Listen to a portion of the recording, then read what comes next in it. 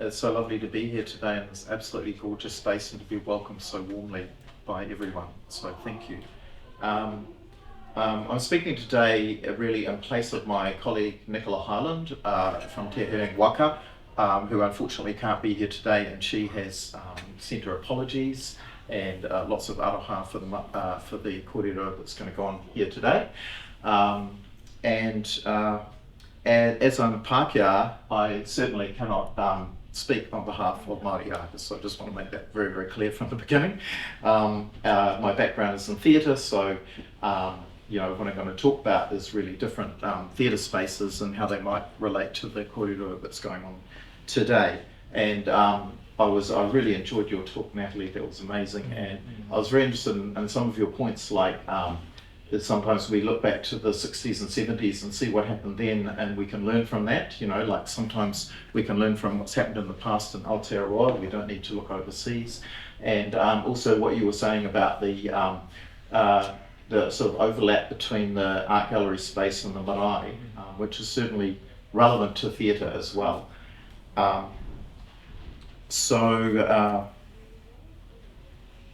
Yes, and by the way, I love these images of these hakari stages from the 19th century with the incredible spaces, just so beautifully architecturally designed.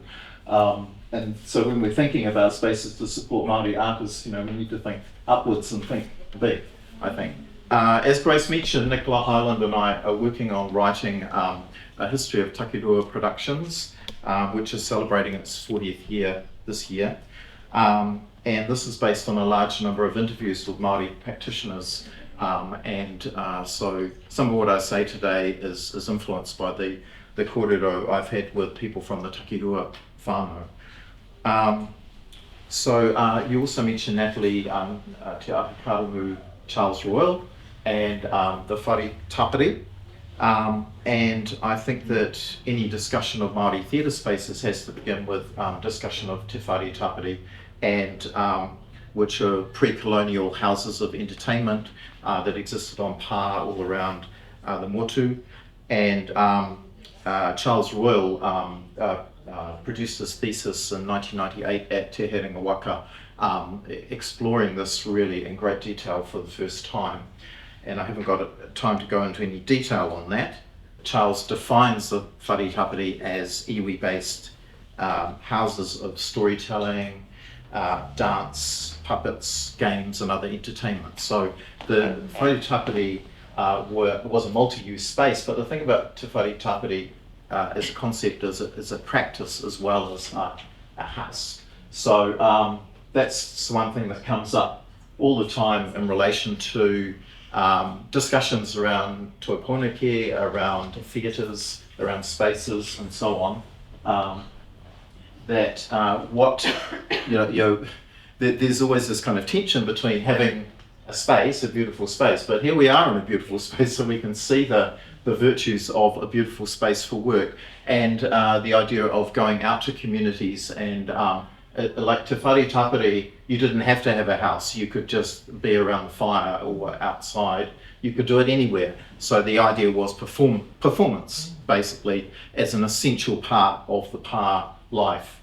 And performance, I think, has become an essential part of life in Aotearoa. It's how we tell stories, it's how we pass on things that have happened in the past and how we look to the future.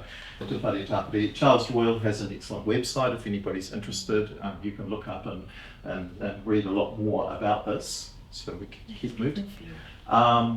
These are some of the activities that happen in Te Whare Tapere, but the point I wanted to make today is about a space or a practice that is multi-purpose. So I think it's a very Pākehā concept to put the arts all into different boxes and say, I'm looking at Joe Ranterson there, and I first met Joe as a playwright, but Joe is a many-faceted artist who works in so many other different areas as well. So I think we have to break down this concept that the arts are all rigidly divided into visual arts, cinema, theatre, you know, and then, so for me, I see these things just all being connected, and my life, my 40 years or so in arts in Aotearoa has been very much about the overlap and the interfaces between all these different arts. So the idea of an art space should be multi-purpose, but I also believe it should have performance at the centre of it, people standing up, performing, talking to each other.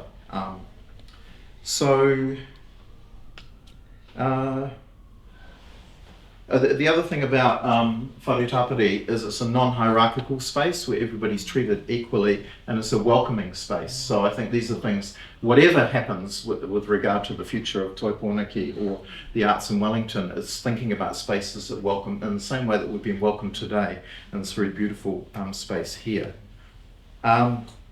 So as Māori theatre has developed in Aotearoa since the 1970s, and I also wanted to mention this, they're talking about the Rokura, the mention of the Rokura and Parihaka. The very first full-length play by a Māori playwright was called Te Rokura, and it was about Parihaka, and that was by Harry Dancy. So it's just a connection that I thought was really interesting. So as Māori theatre has developed since the 1970s, it's mostly been performed in Pākehā-run spaces. Theatres, opera houses, art galleries, museums, arts festivals, churches, schools. However, I wanted to talk for a moment about the whare that Takirua had originally. Well, that's Charles Royal. I should have mentioned Charles Royal, of course, has has had numerous wānanga on hapu land and hauraki, experimenting with the idea of the Whare Tapere and what it can look like today. Yes? So Takirua Theatre, this is what Nicola and I are writing the book about at the moment, originally called The Depot, originally at 21 Courtney Place, founded in 1983. Now, the interesting thing about the Depot is it was originally Pākehā run by a collective, but it was called The Depot because it's right beside the bus depot in Courtney Place. But the Depot was different from the other theatres at that time. First of all, its kaupapa was that it only performed work from Aotearoa. And people said, you can't do that, there isn't enough work to perform. But it encouraged people to make new work. Secondly, it was highly political. It was founded on socialist principles. It was run by an artist collective, open to all comers, and included a much wider diversity of people than the smaller groups that ran other theatres. And thirdly, the Depot was committed to the principles of the Treaty of Waitangi and to developing a bicultural kaupapa. And for all of those reasons, it was a welcoming space for Māori and Pasifika artists. And by the 1990s, the name had changed to Takirua, and it evolved into a Māori-led space. Next. Right.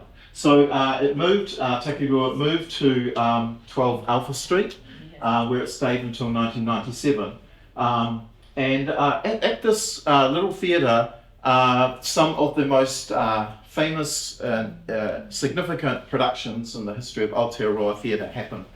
For example, this is the set by Rita Hanna for Ngā Tangata Toa by Hone CoCA in 1994, and where the theatre was made to resemble a wharenui.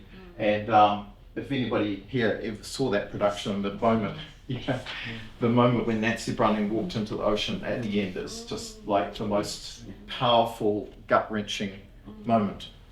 So these very, very important works of art were being made there.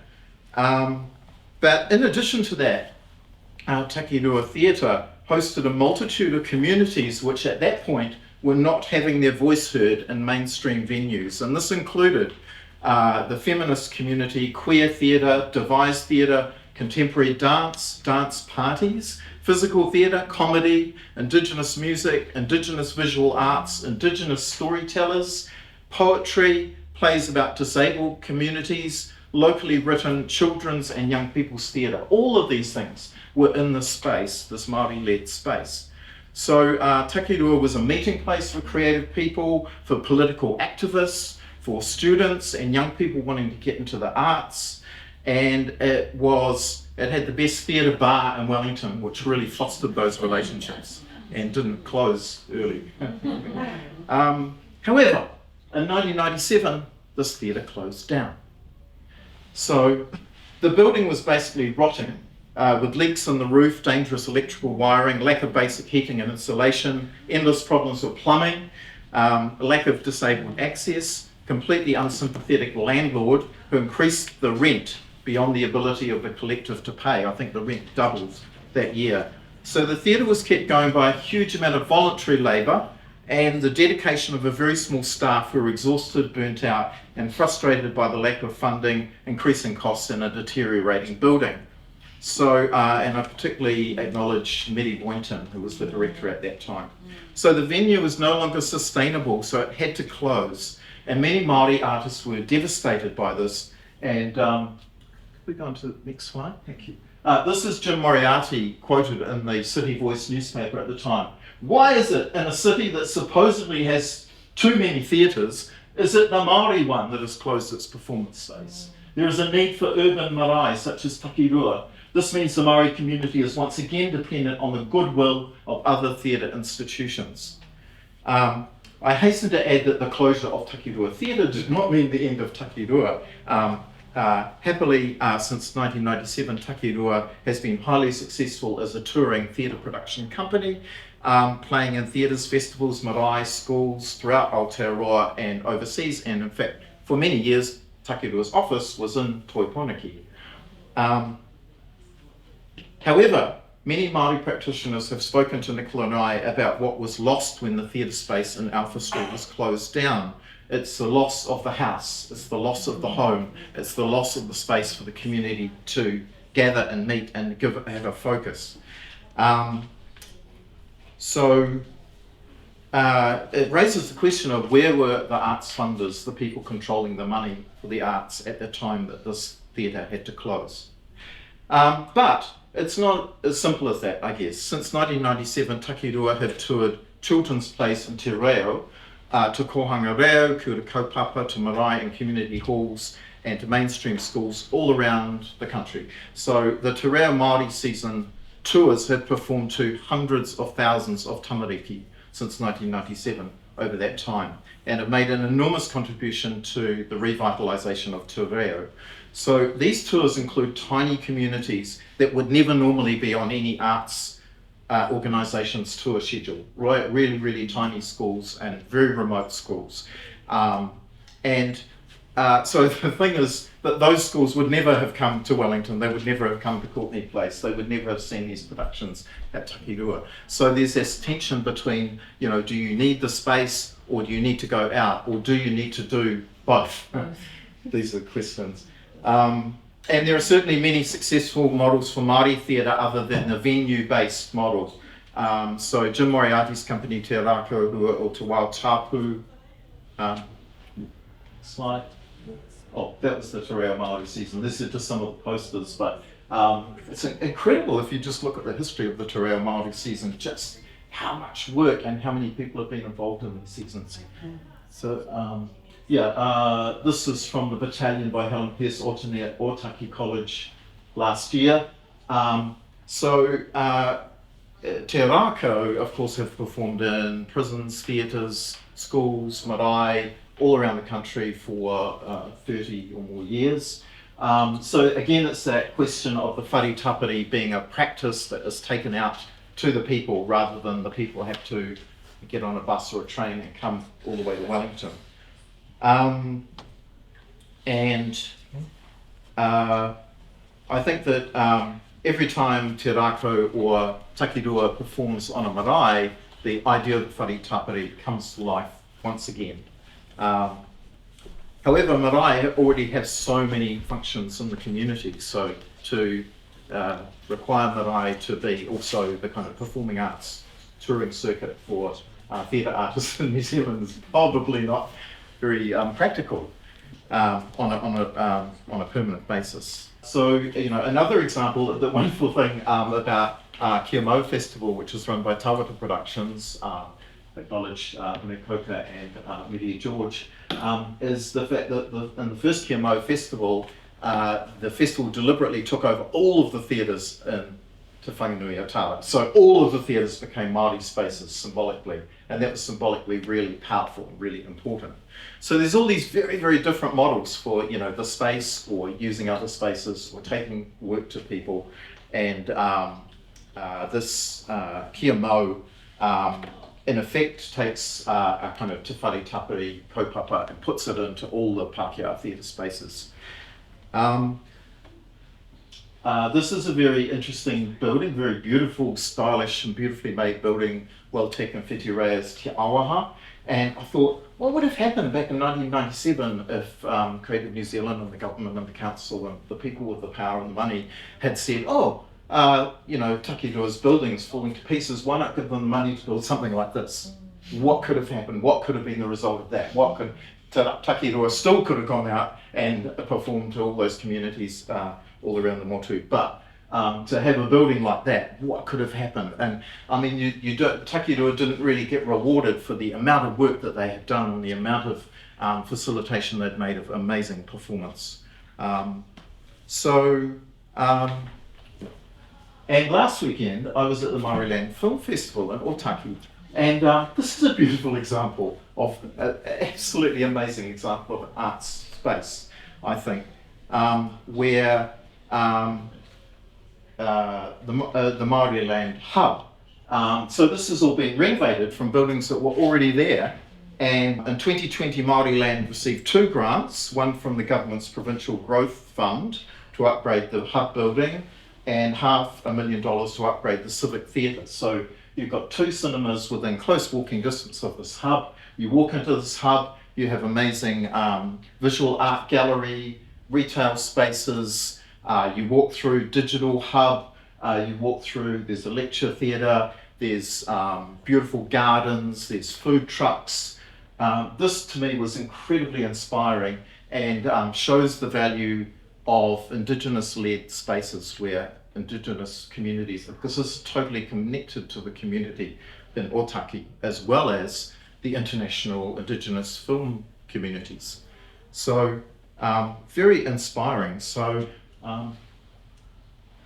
just to finish off, I'm just thinking things like should an Indigenous art space be multi-purpose like Te Whare Tapere? So like the existing Toi Pōneke has lots of spaces and galleries, it doesn't really have a performance space, you know. Performance spaces bring people in, you know, and so mixing up performance spaces, and like with Maori Land, there's lots of kai available as well, you know, so places to sit and eat, places to perform, places to see performance. I think looking at Maori Land, looking at Takiroa, looking at some of these other Indigenous-led, local and interconnected with the community, these things breed wonderful, wonderful creative spaces. And an art space inspired by Whare Tapere would be a welcoming, non-hierarchical space in which all the arts are welcome with equal status and interact constantly with each other. And in this day and age, we add digital spaces and art forms to that as well. So art spaces generate creativity, real jobs, community. The article that talked about the grants that for Maori Land in 2020 said that this was going to create 50 to 70 jobs in Otaki, this work. And art spaces are best when they include performance spaces. I mean, I really believe that, you know, performance at the heart of things really gets things going, it gets people coming, it provides an energy. So what can the council do to support all this? I don't know. This is just the end of my talk now. So kia ora, thank you for listening.